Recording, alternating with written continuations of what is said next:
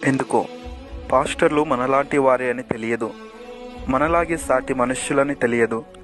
వాళ్లకు సమస్యలు ఉంటాయి, వాళ్ళు అలసిపోతారు, వాళ్ళు విసిగిపోతారు, వాళ్ళు డిప్రెషన్కి గురవుతారు, వాళ్ళు ఒంటరితనాన్ని అనుభవిస్తారు. ఎడతెగని సేవ కార్యకలాపాల్లో వాళ్ళ వ్యక్తిగత జీవితాలు, కుటుంబాలు నిర్లక్ష్యానికి గురవుతాయి. కుటుంబం సంబంధాలు బీటలు వారుతాయి, ఒక్కోసారి పునాదులు కదులుతాయి. అసలు నువ్వు సేవ చేయడం వల్లనే మేమిలా ఇబ్బందులు పడుతున్నాం అని భార్య పిల్లలు అంటుంటే ఎవరికి చెప్పుకోవాలో తెలియక మథనపడిపోతారు. తగినంత సమయం కుటుంబంతో గడపలేక బాధపడుతుంటారు. సంఘస్థుల విమర్శలు, ఇతర సంఘాల నుంచి వచ్చే వ్యతిరేకతలు, సమాజంలో నుంచి వచ్చే బెదిరింపులు, కుటుంబంలో నుండి వచ్చే ఆర్థిక ఇబ్బందులు, దేహంలో నుండి వచ్చే అనారోగ్య సమస్యలు, బంధువుల నుండి వచ్చే చీదరింపులు, పొరుగువారి నుండి వచ్చే తిరస్కరణలు, మతోన్మాదుల నుండి వచ్చే దూషణలు, విరోధుల నుండి వచ్చే హింసలు. ఇలా ఒకటా రెండా? దూర ప్రయాణాలు, సమయ అసమానతల వల్ల ఆరోగ్యం క్షీణించడం. పాస్టర్ భార్య పిల్లలు అనుభవించినంత ఒంటరితనం, క్షోభ మిగతా వారికి ఉండదు.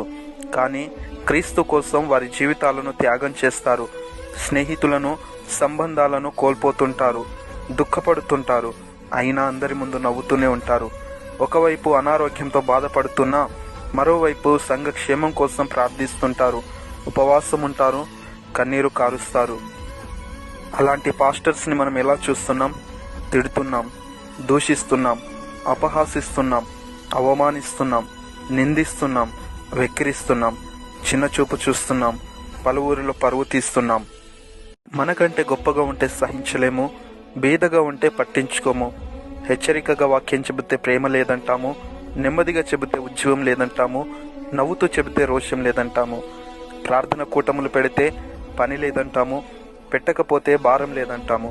దశమ భాగం గురించి చెబితే డబ్బు పిచ్చోడు అంటాము, మనకేం పెట్టకపోతే పీషనరీ అంటాము. గృహ దర్శనం చేస్తే వచ్చాడ్రా బాబు అనుకుంటాము. ఇంటికి రాకపోతే మాలాంటి వారి ఇంటికి ఎందుకు వస్తాడులే అని ప్రచారం చేస్తాం.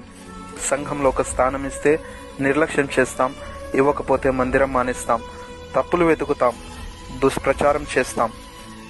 కానీ ఏనాడైనా మనం బాగుండాలని కోరుకుంటున్నాడు, ప్రార్థిస్తున్నాడు, ఉపవాసం ఉంటున్నాడు, కన్నీళ్లు పెడుతున్నాడు అని ఆలోచించామా?